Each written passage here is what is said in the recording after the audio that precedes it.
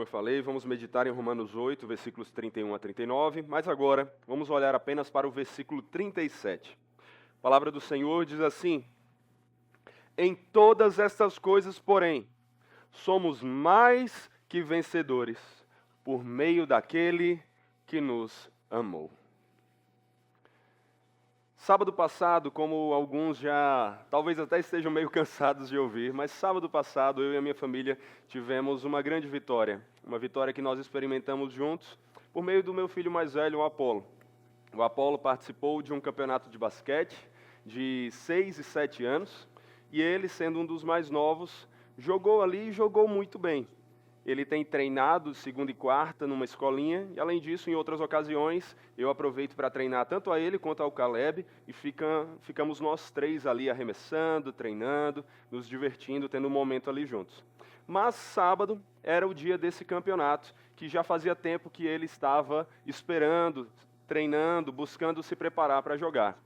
E, meus irmãos, que surpresa maravilhosa foi ver que o treino realmente não só valeu a pena, como foi até mais do que nós esperávamos.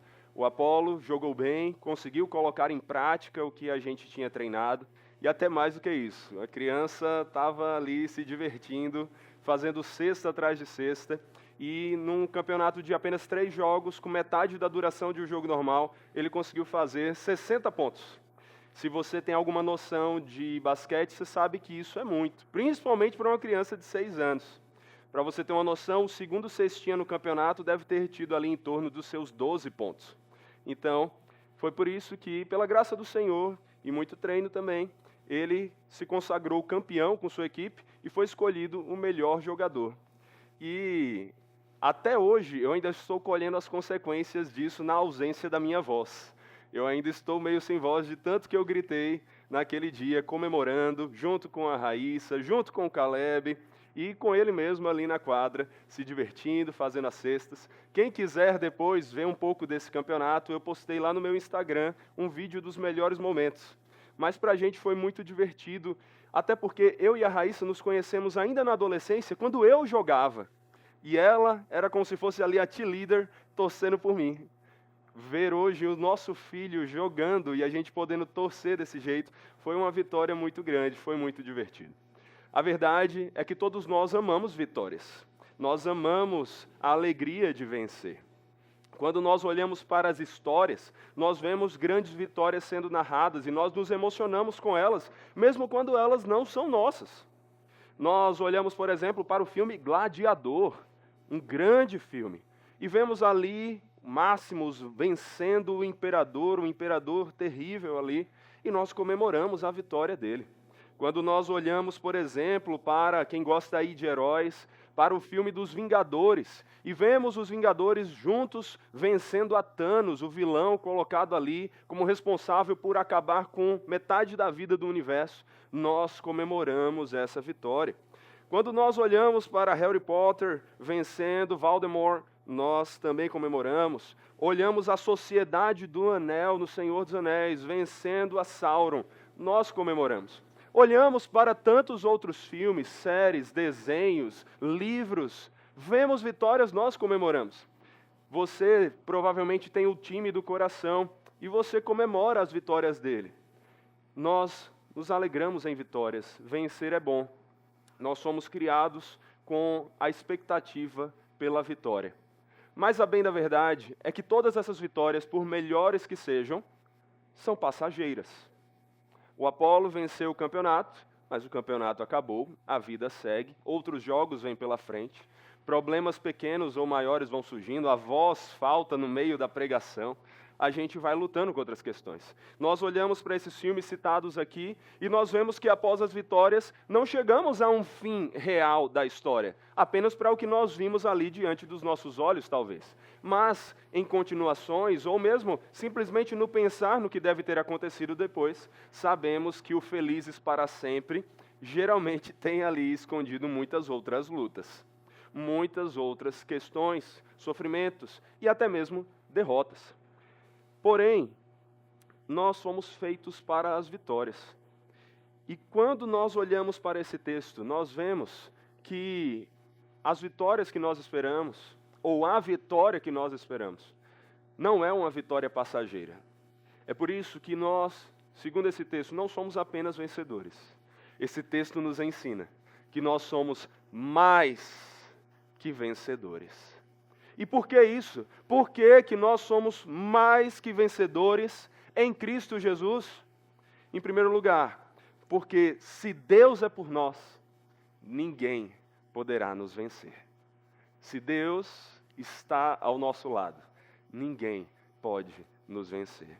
Depois de ter afirmado com tanta ênfase como Deus faz todas as coisas cooperarem para o bem do seu povo, mesmo em meio às lutas, Paulo aqui caminha para uma conclusão inevitável.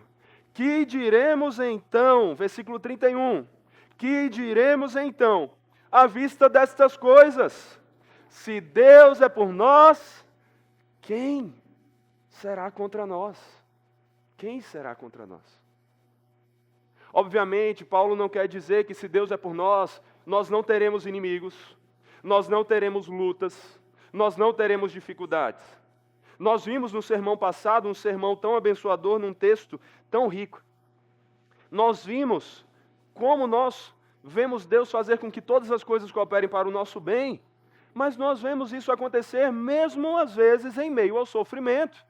É o contexto que nós vemos aqui em Romanos 8. Ainda assim, nós somos mais do que vencedores. Ainda assim, que diremos então à vista dessas coisas? Se Deus é por nós, quem será contra nós? Porque ainda que nós encontremos inimigos, ainda que nós encontremos lutas, ainda que nós encontremos dificuldades, como comparar essas dificuldades? Como comparar esses inimigos ao nosso Deus? Como comparar qualquer uma dessas lutas à vitória que nós temos no nosso Senhor? Esse é um sermão que você vai acabar ouvindo mais algumas ilustrações sobre basquete. Faz parte da minha técnica aqui de evangelizar você a favor de duas coisas importantíssimas. A que é superior a tudo, o evangelho, mas também uma outra muito boa, o basquete. Mas ainda assim, quando eu estava meditando nesse texto, mais uma vez eu pensei numa situação do basquete. Quando eu vou jogar com esses meninos, com Apolo e com Caleb, tudo que eles se importam em saber é se eu estarei no time deles ou não. Semana passada, eles estavam treinando ali na escolinha, o Apolo estava treinando, e algumas crianças faltaram, então os professores entraram para completar os times. Rapidamente, o Apolo olhou para a arquibancada e disse: não, então meu pai tem que vir para o meu time. Ele não queria saber quem eram os professores que estavam no outro lado, tudo que ele queria era que eu estivesse no time dele. Para esses dois, com aquela visão de uma criança apaixonada pelo pai, e eu agradeço muito a Deus por ver isso nos meus filhos, eles acham que se eu estiver no time deles, a vitória está garantida. Vocês que são adultos, vocês que sabem que as coisas não são tão simples assim, sabem que isso muitas vezes não vai garantir tanta coisa. Mesmo no basquete, mesmo sendo um esporte que eu treino desde criança e gosto tanto, eu facilmente posso perder. Ainda assim, eles têm a confiança quando eu estou no time deles. A bem da verdade, mesmo que nós tivéssemos ali Michael Jordan no nosso time, LeBron James, Kobe Bryant, outros jogadores, por mais que a vitória fosse muito provável, ela não seria necessariamente certa. Vai que nós encontramos outros jogadores também de alto nível inspirados naquele dia. O time dos Estados Unidos já perdeu nas Olimpíadas e nós já vimos esse tipo de coisa acontecer. Agora, quando nós olhamos para esse texto, nós não estamos diante de uma descrição de uma vitória provável. Nós estamos diante de uma vitória garantida. Porque quando nós colocamos Deus na equação, quando nós colocamos Deus na história, nós não estamos diante de alguém que é um pouco melhor, que é melhor do que a maioria. Nós estamos diante daquele que é todo-poderoso, que é soberano, que é grande, o Deus criador de todas as coisas, o Deus sustentador de todas as coisas. E é por isso que, se Deus é por nós, quem será contra nós? Que inimigo poderá nos vencer? Se Deus está do nosso lado, a vitória é garantida. E é por isso que somos mais que vencedores em Cristo Jesus. Porque Deus é por nós. E então, ninguém pode nos vencer. O Salmo 118, versículo 6 diz: O Senhor está comigo, não temerei. O que alguém pode me fazer? Se Deus está ao nosso lado, o que é que alguém pode nos fazer sem que Ele, que está no controle de tudo, permita ou não? Ele é soberano, Ele é grande, Ele é poderoso. Ele faz com que todas as coisas cooperem para o bem dos que verdadeiramente o amam. Se Deus é por nós, ninguém pode nos vencer. Salmo 127, o Salmo 27, versículo 1 diz: O Senhor é a minha luz e a minha salvação. De quem terei medo? O Senhor é a fortaleza da minha vida. A quem temerei? Em Isaías 41:10, o Senhor diz: Não tema, porque estou com você. Não fique com medo, porque eu sou o seu Deus. Eu lhe dou forças. Sim, eu o ajudo. Sim, eu o seguro com a mão direita da minha justiça. Esse texto, inspirado pelo Espírito, é o Senhor falando também a você. Em meio às lutas, em meio às disputas, você pode ter certeza de que a sua vitória é certa, porque Deus está com você. Então não há o que temer. Como Josué 1:9, um dos textos que nós fizemos questão que esses meninos tentassem memorizar, esse texto nos ensina: seja forte e corajoso, não tenha medo nem fique assustado, porque o Senhor, seu Deus, está com você por onde quer que você andar. Essas são as promessas da Escritura para nós. Essa é a palavra de Deus. Esse é o nosso Senhor. Mas nós temos mais motivos para comemorar a nossa vitória. Existem mais razões pelas quais nós somos mais que vencedores. E a segunda razão que nós vemos nesse texto é que nós somos mais que vencedores em Cristo Jesus. Porque se Deus nos deu o seu próprio Filho, Ele também nos dará tudo o que nós precisarmos. Tudo o que nós precisarmos. Versículo 32, Romanos 8, versículo 32. Mantenha sua Bíblia aberta e acompanhe comigo. Romanos 8, 32 diz: Aquele que não poupou seu próprio Filho, mas por todos nós o entregou, será que não nos dará graciosamente com Ele todas as coisas? Todas as coisas. O que esse texto está querendo mostrar aqui é um tipo de comparação. Pense o seguinte: se você tivesse um pai multibilionário, você fosse filho do Elon Musk, por exemplo, e ele tivesse te dado 1 bilhão na conta, você realmente teria dúvida se poderia pedir R$1 a mais para ele? Não faz muito sentido ter essa dúvida, né? Mas a gente não está falando aqui simplesmente de dinheiro. Se Deus nos deu o próprio Filho, se o amor de Deus é manifestado por nós, porque Deus nos amou a tal ponto que entregou o seu Filho unigênito, para que todo aquele que nele crê não pereça, mas tenha vida eterna. Se Deus nos deu essa prova de amor, o que será que Ele vai nos negar? Nada. Nada. Se Deus nos deu o seu Filho, nós temos tudo. Nada nos faltará. Tudo está garantido. Tudo o que nós precisamos. E o próprio Jesus nos ensina isso. Lá em Mateus 7, versículo 7 a 11, ele diz: Peçam e lhes será dado. Busquem e acharão. Batam e a porta será aberta para vocês. Pois todo o que pede, recebe. O que busca, encontra, e a quem bate, a porta será aberta. Ou quem de vocês, se o filho lhe pedir um pão, lhe dará uma pedra? Ou se pedir um peixe, lhe dará uma cobra? Ora, se vocês, que são maus, sabem dar boas coisas a seus filhos, quanto mais o Pai de vocês que está nos céus dará coisas boas aos que lhe pedirem. Se nós, tão maus como somos, tão pecadores como somos, buscamos dar tudo que nós podemos para os nossos filhos, tudo que nós entendemos que eles precisam, como é que nós vamos duvidar que o nosso Pai Celeste, o Deus, dono de todas as coisas, sábio, poderoso, amoroso e gracioso, como nós duvidaremos que Ele cuidará de nós e nos dará tudo o que precisamos? Abra sua Bíblia comigo em Mateus 6, versículo 25. Mateus 6, versículo 25.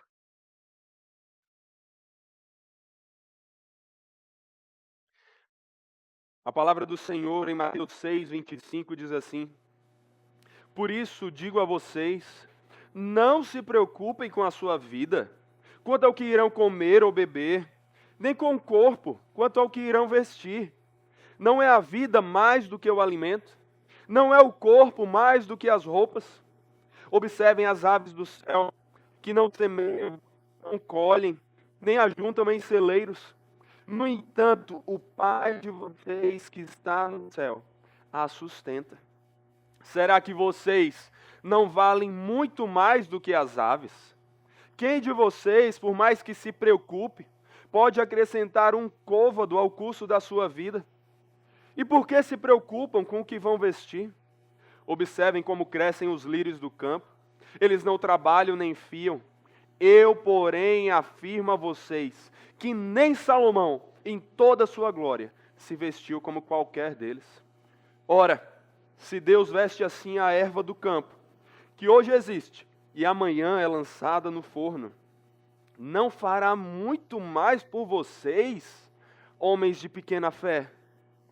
Portanto, não se preocupem dizendo: que comeremos, que beberemos, ou com que nos vestiremos?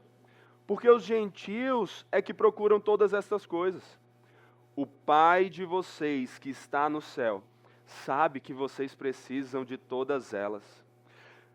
Mas busquem em primeiro lugar o reino de Deus e a sua justiça, e todas estas coisas lhes serão acrescentadas.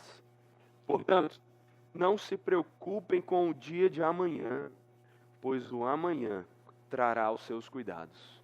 Basta ao dia o seu próprio mal. Por que você tem andado preocupado? Por que você tem andado ansioso? Se Deus te deu o próprio Filho, será que Ele não vai te dar também todas as coisas que você precisa?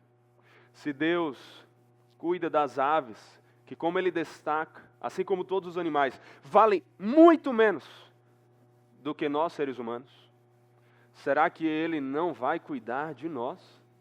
Especialmente o nós aqui, que não apenas são suas criaturas, mas esse nós que, crendo em Jesus, receberam o poder de serem chamados filhos de Deus.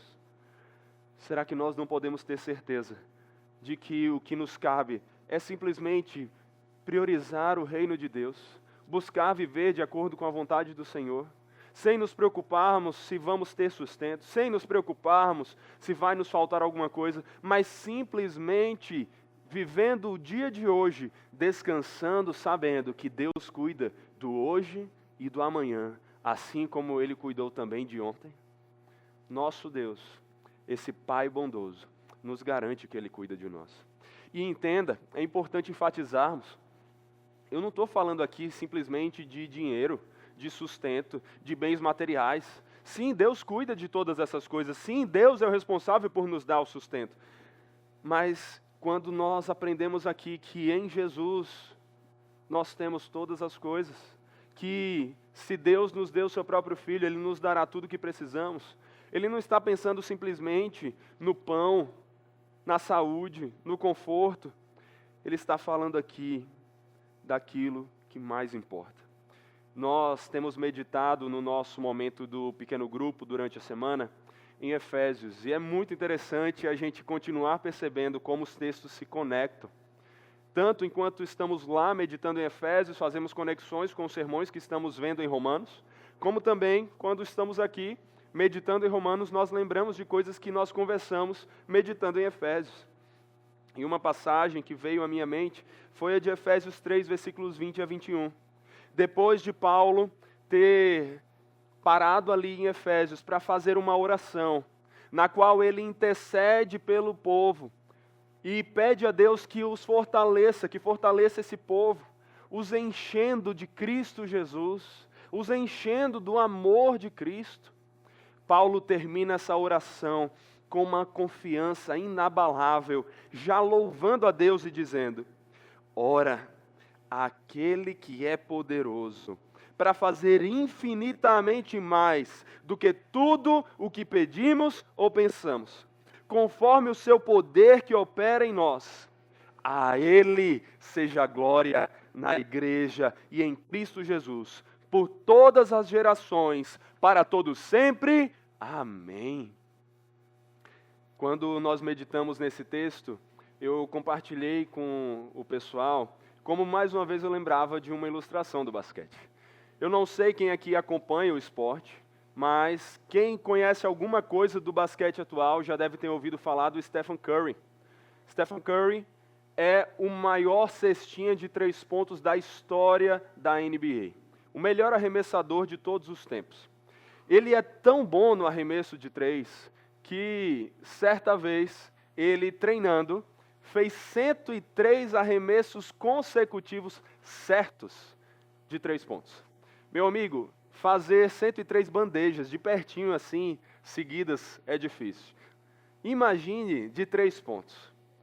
Ele é tão bom no arremesso de 3 que em vários dos jogos, enquanto está marcado, enquanto as pessoas estão ali o pressionando, ele arremessa e ele rapidamente, antes de ver se a bola caiu ou não, vira de costas e vai embora para outra quadra.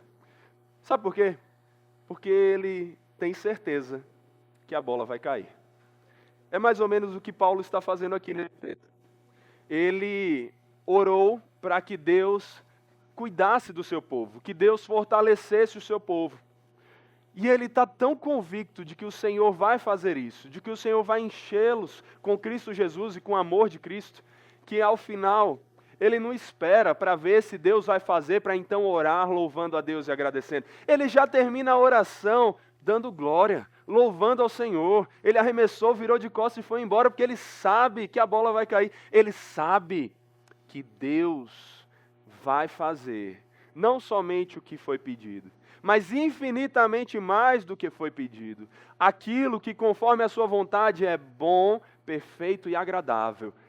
Todas as coisas que cooperam para o nosso bem. O bem que, como nós aprendemos semana passada, é muito mais do que um mero conforto, é muito mais do que saúde, é muito mais do que riqueza. O bem de sermos filhos de Deus, o bem de experimentarmos o amor do nosso Pai, o bem de experimentarmos o amor do nosso irmão, o bem de sermos amados pelo Espírito que nos une e nos dá tudo isso. Nós olhamos para a Escritura e nós vemos que nós somos mais que vencedores em Cristo Jesus, porque se Deus nos deu o seu próprio Filho, Ele vai nos dar todas as outras coisas, Ele vai fazer com que tudo coopere para o nosso bem, e o maior bem que Ele faz com que tudo coopere para, é o bem de sermos os seus filhos e experimentarmos desse amor. Esse é o bem que você pode ter certeza que você tem no Senhor. E é por isso que você pode ter certeza que você é mais que vencedor.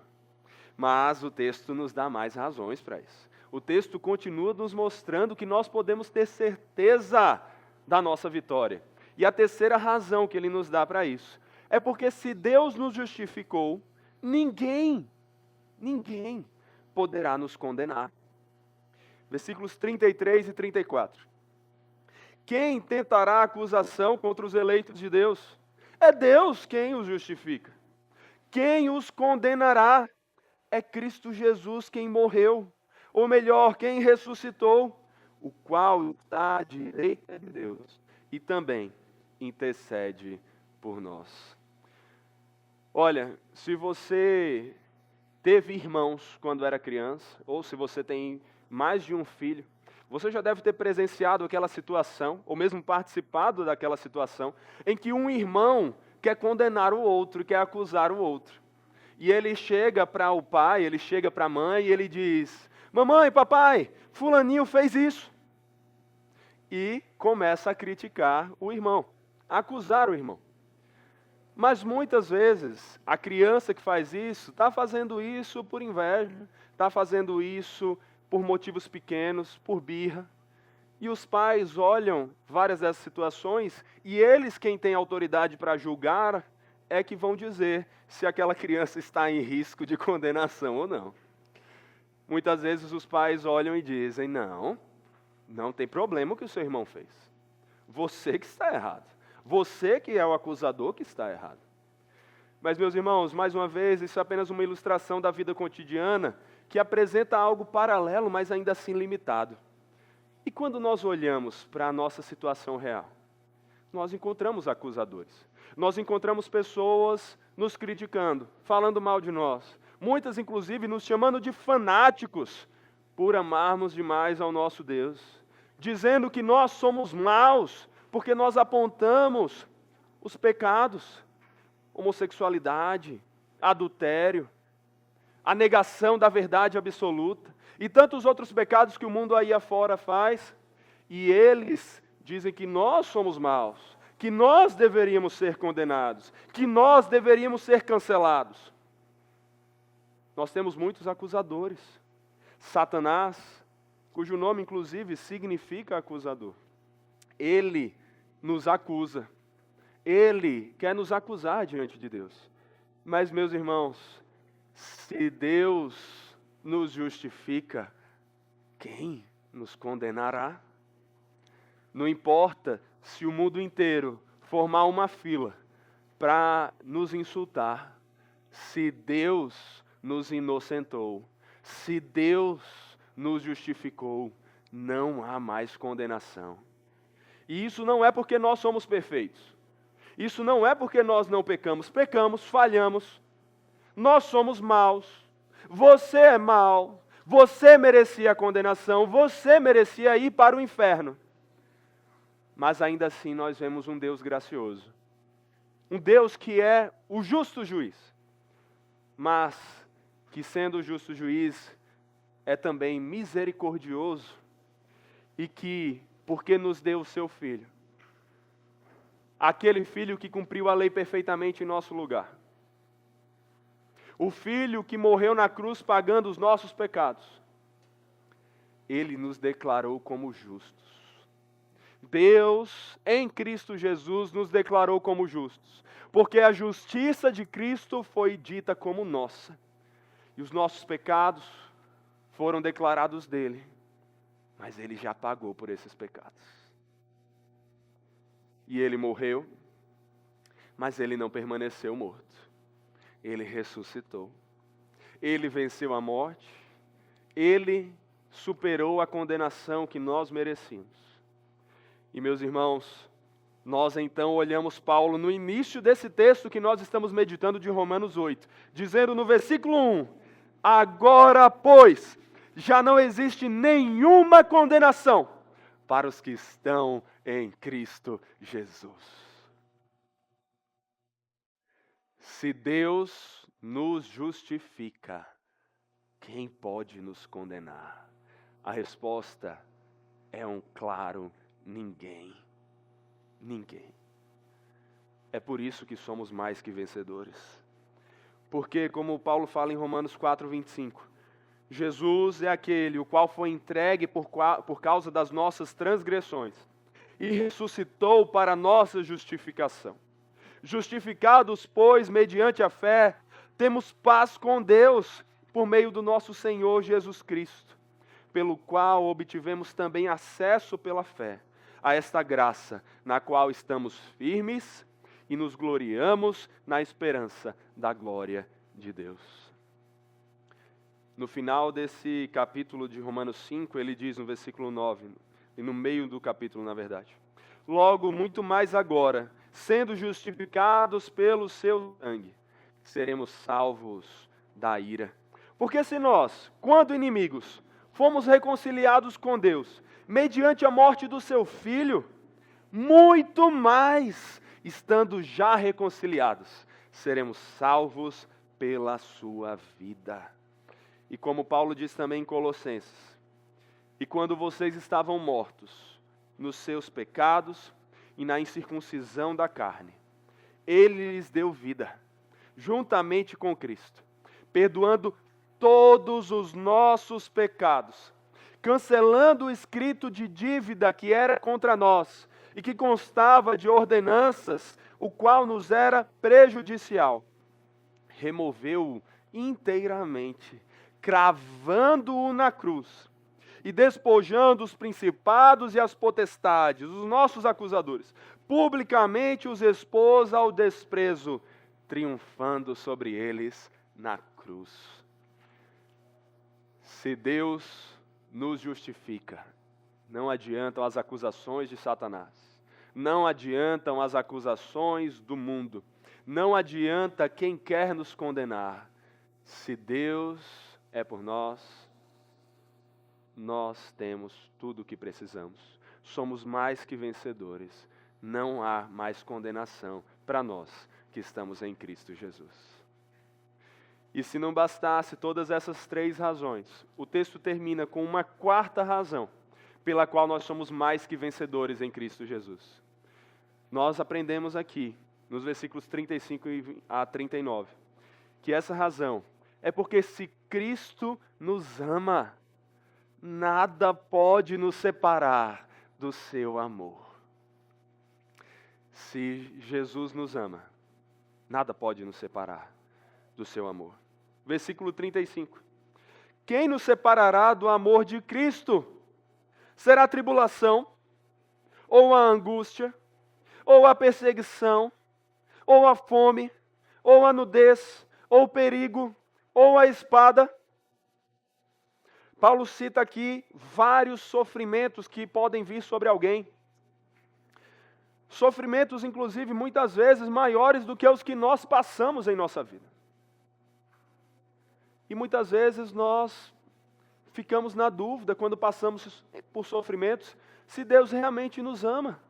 Mas olha o que é que Paulo está dizendo aqui, o que a Escritura, o que Deus está nos dizendo aqui. Se Cristo nos ama, quem poderá nos separar do seu amor? Será que é qualquer um desses sofrimentos? Será que porque passamos por sofrimentos, Deus não nos ama mais? Paulo chega a citar um salmo aqui, no versículo 36, quando ele diz: como está escrito, por amor de ti somos entregues à morte continuamente, fomos considerados como ovelhas para o matadouro. Paulo basicamente está dizendo aqui o que Jesus nos disse: olha, no mundo tereis aflições. No mundo que sofre as consequências do pecado, nós passaremos por lutas, por dificuldades, por sofrimentos. Ainda assim, nós podemos ter certeza de que, se somos amados por Cristo, podemos passar por todos esses sofrimentos e ainda assim sermos vencedores. E é essa conclusão que Paulo chega no versículo 37, o versículo que é o centro desse texto. Em todas estas coisas, porém, somos mais que vencedores por meio daquele que nos amou. Paulo não está tirando a possibilidade de você sofrer. Mas ele deixa claro que ainda que você passe pelos piores sofrimentos, se Cristo te ama, você é mais que vencedor. E sabe por quê? Versículos 8 e 39. Por quê, Paulo? Por que ainda somos vencedores se estamos sofrendo, se passamos por lutas? Por quê?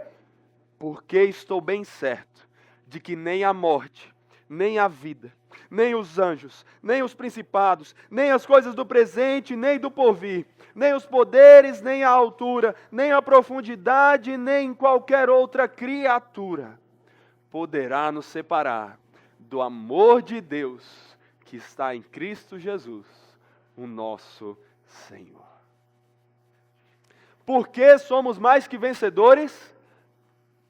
Será que é porque temos bens materiais? Uma casa maravilhosa, um carro confortável, porque temos dinheiro para gastar com lazer, com a pizza no final de semana?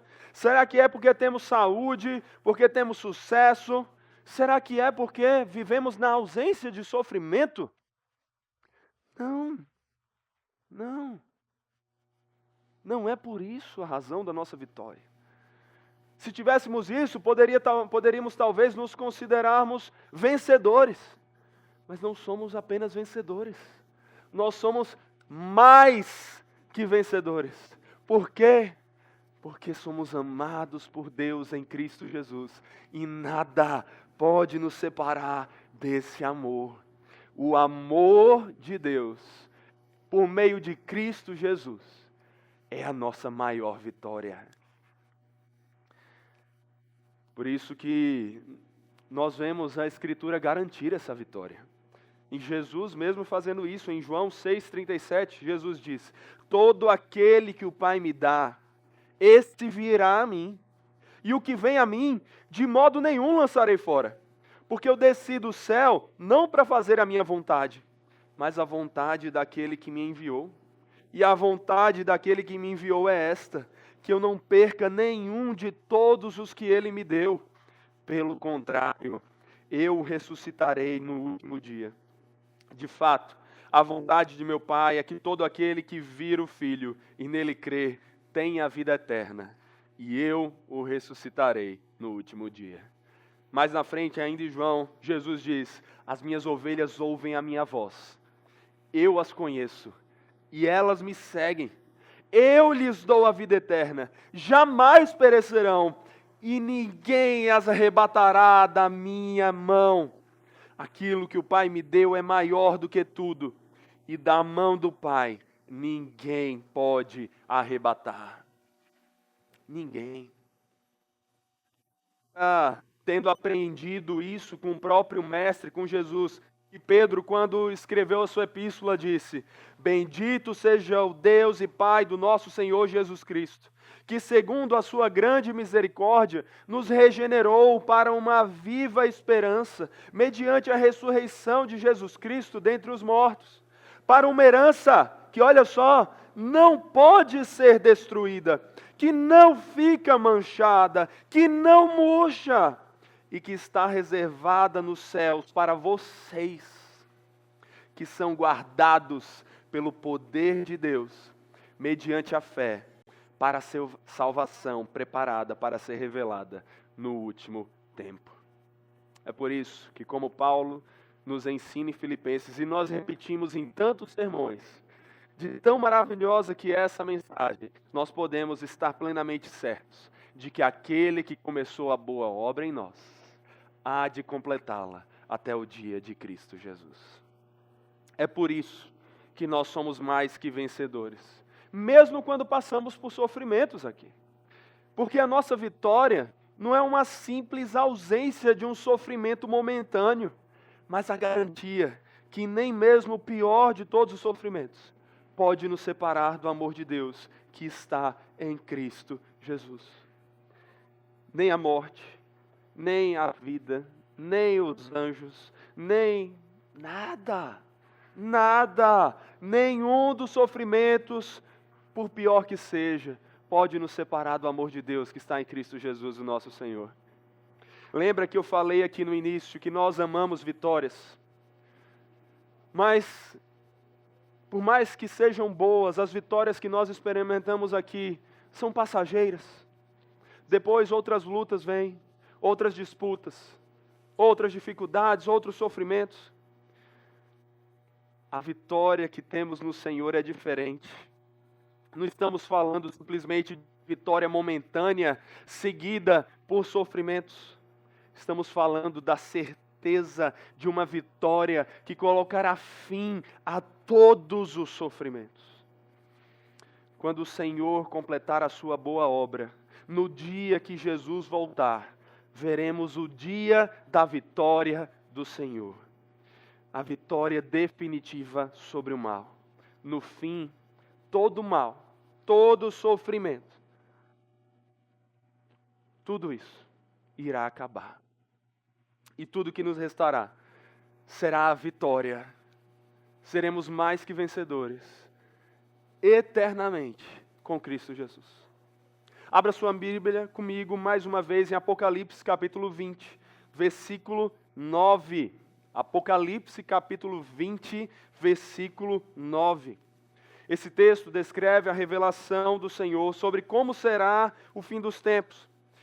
E na visão que Deus deu ao evangelista João, ele viu que no fim dos tempos, Satanás reuniu os seus exércitos para guerrear contra o povo de Deus. E o que aconteceu? Na visão que ele viu no passado, mas que descreve o que nós presenciaremos no futuro, o que aconteceu? Olha comigo e me acompanha enquanto nós lemos dos versículos 9 em diante. Satanás e os seus marcharam então pela superfície da terra e cercaram o acampamento dos santos e a cidade amada. E agora, o que será desse povo? E agora, o que eles irão fazer?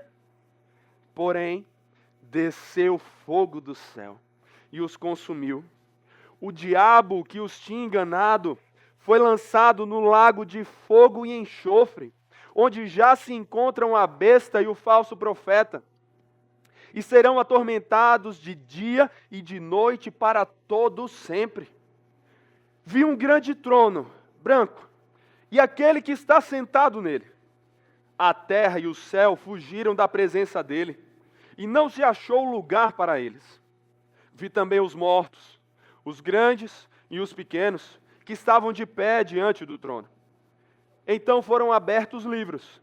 Ainda outro livro, o livro da vida, foi aberto. E os mortos foram julgados segundo as suas obras, conforme o que estava escrito nos livros.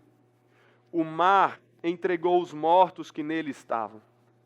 A morte e o inferno entregaram os mortos que neles havia.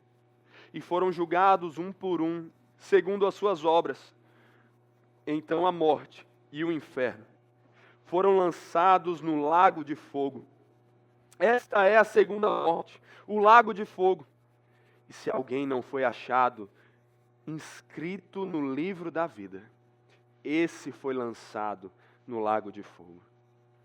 E vi novo céu e nova terra, pois o primeiro céu e a primeira terra passaram, e o mar já não existe. Vi também a cidade santa, a nova Jerusalém, que descia do céu da parte de Deus, preparada como uma noiva enfeitada para o seu noivo. Então ouvi uma voz forte, que vinha do trono e dizia: Eis o tabernáculo de Deus com os seres humanos. Deus habitará com eles. Eles serão povos de Deus, e Deus mesmo estará com eles, e será o Deus deles. E lhes enxugará dos olhos toda lágrima, e já não existirá mais morte, já não haverá mais luto, nem pranto, nem dor, porque as primeiras coisas passaram. E aquele que estava sentado no trono disse: Eis que faço novas todas as coisas. E acrescentou: Escreva, porque essas palavras são fiéis e verdadeiras. Disse-me ainda: Tudo está feito. Eu sou o Alfa e o Ômega, o princípio e o fim. Eu, a quem tem sede, darei de graça da fonte da água da vida. O vencedor herdará estas coisas. E eu serei o Deus dele, e ele será o meu filho. Quanto, porém, aos covardes, aos incrédulos, aos abomináveis, aos assassinos, aos imorais, aos feiticeiros, aos idólatras e a todos os mentirosos, a parte que lhes cabe será no lago que está queimando com fogo e enxofre, a saber, a segunda morte. Essa é a descrição do que João viu sobre o que nós ainda veremos. É por isso que nós somos mais que vencedores. Porque ao vencedor, Deus dará essa alegria eterna. Acabarão os sofrimentos, acabará toda a dor, será enxugada toda a lágrima. Aqueles, porém, que ficaram no time errado, que tentaram desafiar o melhor de todos os guerreiros, o melhor de todos os jogadores, esses encontrarão uma derrota definitiva, uma derrota terrivelmente incomparável. A condenação eterna pelos seus pecados, por em sua arrogância não terem corrido clamando por misericórdia para aquele que é o verdadeiro vencedor, Jesus Cristo, o nosso Deus. Ele sim é o verdadeiro vencedor, e todos aqueles que estão nele podem ter certeza que são também mais que vencedores. Por isso, em que time você está? Por que time você tem torcido? Não importa se você torce para o Palmeiras, para o Corinthians, Flamengo, se você deixou de torcer para futebol para torcer por algo ainda melhor que é o basquete. Não importa por quem você torce ou em que time você está, se você não está no time do Senhor. Porque ninguém pode vencer a esse Deus. Mas se você está no time desse Deus, se você é do time de Jesus, se você faz parte da família do Senhor, você é mais que vencedor. E ninguém pode tomar essa vitória das suas mãos, porque nada pode te separar do amor de Deus que está em Cristo Jesus, o teu Senhor. É por isso que talvez você passe por sofrimentos. É muito provável que você passe. Esse mundo é caído, ele luta com as consequências do pecado. Nós passamos pela dor da perda de pessoas que amamos, pela dor da perda da saúde, por tantos outros sofrimentos. Mas ainda que passemos por eles, podemos ter certeza de que um dia todos esses sofrimentos acabarão. E eternamente nós nos alegraremos na vitória do nosso Deus. Portanto, não ande ansioso. Não se preocupe diante das derrotas momentâneas que você passa. Você pode perder a batalha, mas a guerra já está vencida. E naquele dia você estará do lado do grande vencedor. Senhor Deus, nos dê essa convicção, nos dê essa fé que nos une a Cristo, o verdadeiro vencedor, para que então nós desfrutemos da verdadeira vitória, Senhor. A vitória que não pode ser tirada de nós, a vitória do amor do Senhor, que nos é dado em Cristo Jesus. Que nós recebamos esse amor, que nós tenhamos certeza desse amor, que nesse amor, Pai, nós nos vejamos mais que vencedores, acima das circunstâncias, acima de qualquer sofrimento, acima de qualquer luta, porque ainda que choremos hoje, a alegria vem pela manhã. E naquele amanhã, no teu dia, no dia do Senhor, no dia da tua vitória, teremos o sol da tua glória brilhando diante de nós para todos sempre. E com o Senhor reinaremos, com o Senhor venceremos, com o Senhor nos alegraremos, sendo amados e amando, desfrutando do teu amor. Que em Cristo Jesus permaneçamos firmes no time certo, aguardando esse dia. Nos guarde, nos proteja e nos dê essa vitória. É o que nós te pedimos e agradecemos em nome de Jesus. Amém, amém.